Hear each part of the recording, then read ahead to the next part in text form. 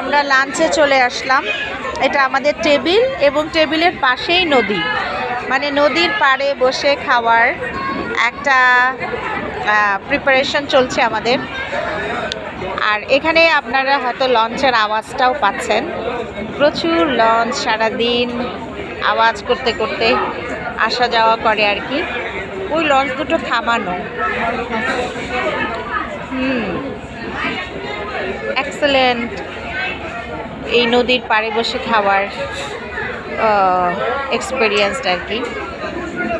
নদীর পাড়ে বসে খাওয়ার একটা উপভোগ্য সময় পার করছে। এখানে সব আপারা বসছেন, ভাবিরা আছেন।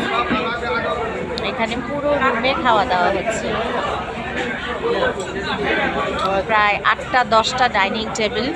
এখানে প্রথমে মহিলা এবং বাচ্চারা খাবে, ওদের খাওয়া হয়ে গেলে পুরুষ যারা আছে তারা বসবেন আর কি। ওকে, বাই বাই।